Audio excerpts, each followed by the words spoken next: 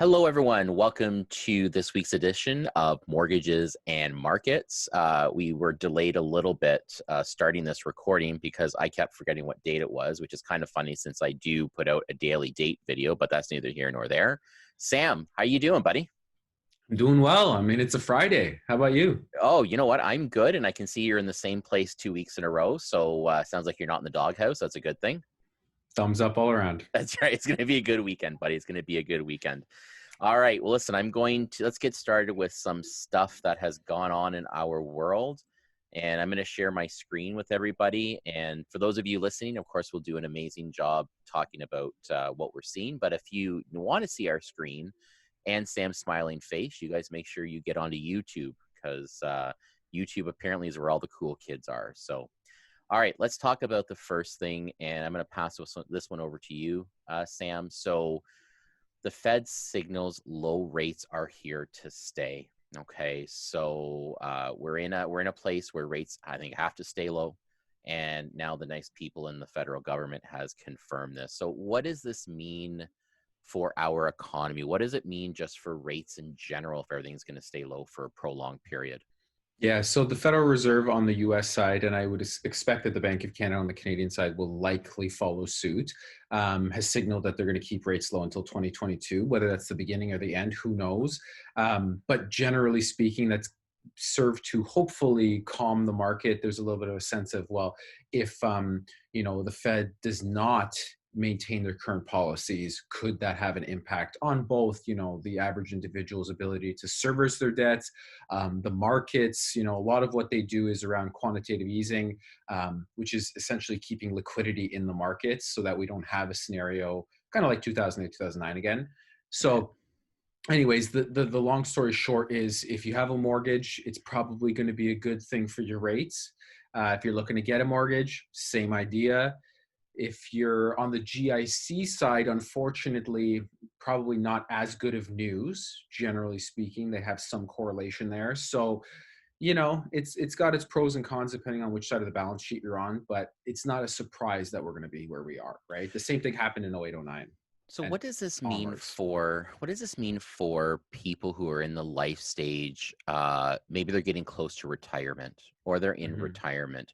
I mean, obviously, if you're in the life stage where you're accessing credit, you bought your first home, you're building your wealth. I think it's great news, right? 'Cause you're going to get very, very low interest rate debt. But what about if you are coming up to retirement? You're in retirement. You have wealth in the form of cash. What does this mean for that particular group? It- It's challenging because it basically signals that in order to get yield and to get returns that we've probably been accustomed to for the last 50 years, I mean, you're not going to be able to get it from the guaranteed world of the GICs the same way that once was. And even, I mean, if we had this conversation a year ago, we were up in the twos. If we were having this conversation 10 years ago, we were up in the three, four, fives. I know if you go back 20, 30 years ago, you hear the stories of, 15% and mortgages that were, 21%. I hear that all the time. So Yeah. the downside being that when we get to retirement, we tend to suggest clients having liquidity and having cash flow available so that their exposed portfolio doesn't have too much volatility. And so we use a GIC ladder for that, one kind of 1 to 5, 1 to 3, 1 to 5 range. But now with rates being as low as they are, it makes it less attractive to do that. The target inflation rate is still around 1.75 to 2%, which we'll see if that actually happens. But if you're getting a 1 to 1.5% GIC and inflation is 1.75 to 2, you're still eroding the value of the dollar, right? So, Got it. Okay. that's kind of the challenge that we have to work through with clients, especially on the planning side as we get closer to retirement. Right. And so, yeah. Yeah, and I think so. I had again, shameless plug because we're all about that here. I had my podcast, my actual biweekly podcast came out on Wednesday, and I had Tom Karadza on from Rockstar Real Estate, and we talked about that. Like having liquid, hard assets is very, very important. Having cash right now is very important. Not I'm not saying go out there and cash everything in, but having access to liquid assets is very important on the real estate side.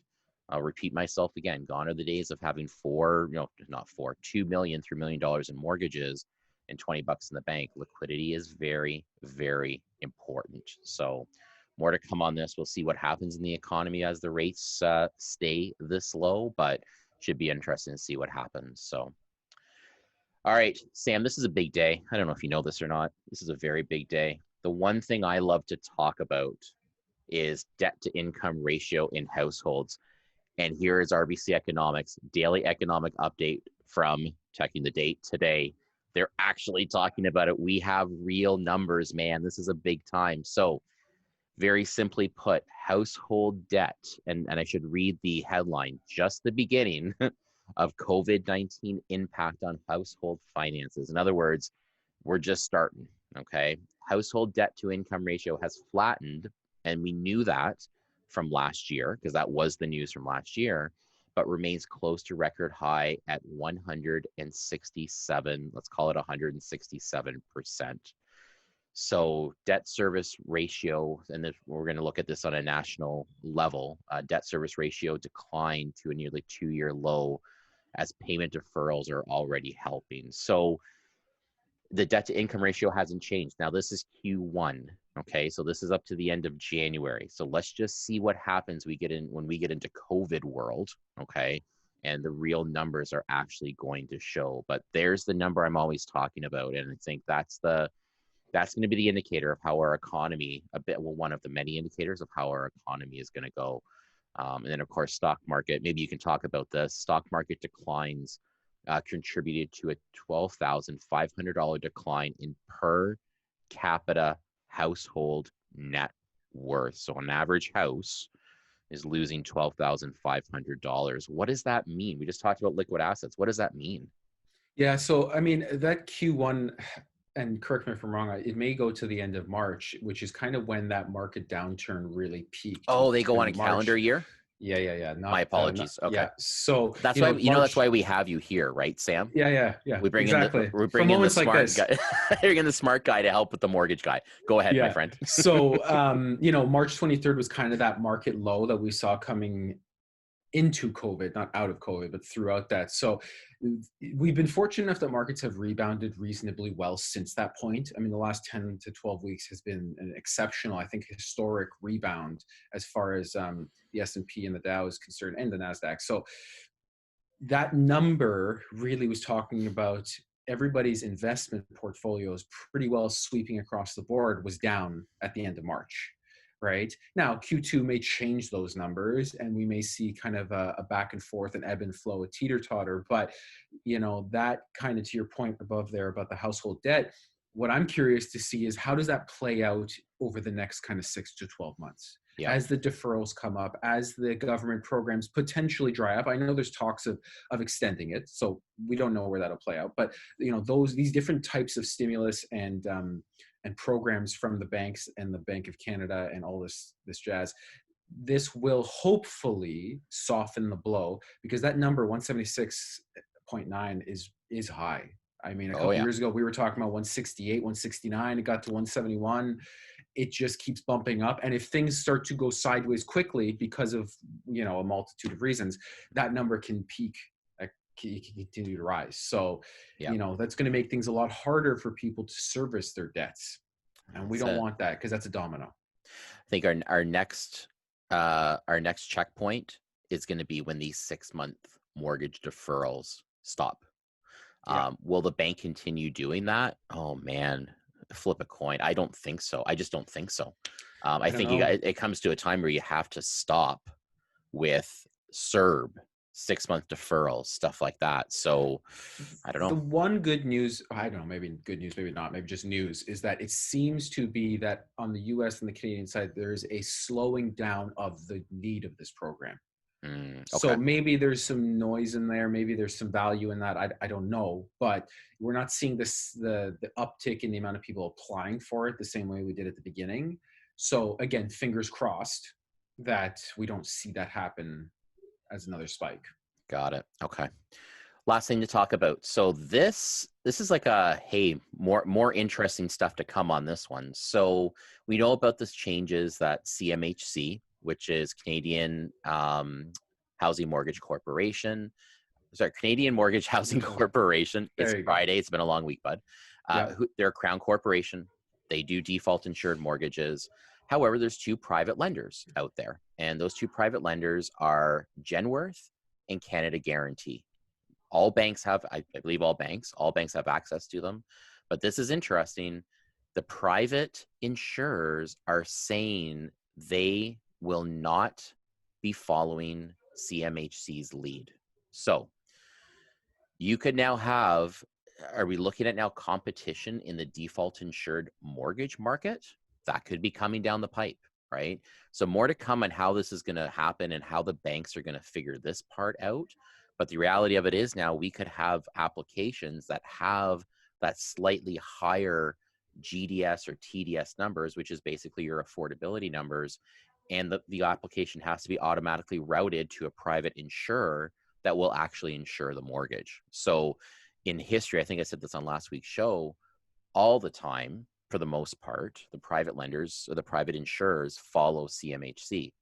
In this case, they're saying, no, we're not doing it. So more to come on this, but we might actually have competition in the default insured mortgage world, like another first, right? Yeah, that's really interesting. I that definitely caught me by surprise. I can Yep. understand why, Yep. but I don't know what are the implications of such a thing. Yeah. Yeah. And that's exactly what we're going to find out. It's very, very interesting. And I mean, both companies have said that they're okay. We're okay with our book, right? Yeah. So anyway, Sam, anything else coming up this coming week that we should know about? Anything that will be exciting? Not necessarily a specific date. I know kind of yesterday was a big market turn. A lot of people were kind of their eyebrows raised to a 800-point drop. Some people are saying, is it the beginning of a turn? Are we going to finally see some reality set in?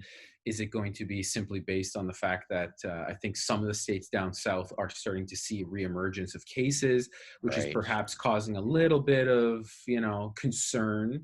So it's curious to see how that plays out. I mean, the protests have been going on now for a few weeks, so we all know how this plays out with COVID, and it takes a little while. It's lagging; it doesn't happen overnight. So it'll be curious if across the world, North America especially, if we see an uptick, generally speaking, then that could perhaps give us a glimpse into a lot of things on the health side, on the personal side, on the business side, on the workforce, the whole shebang. So that's something I'm kind of curious to see how it plays out next week.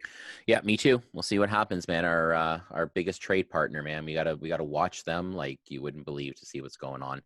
Listen, malls are open today, so get your running shoes on. Don't you put pants on, but put some running shoes on and get out there and do some mall walking. Mall walking. There you go. That's I think what I'm gonna do just to get the heck out of the house. So yeah.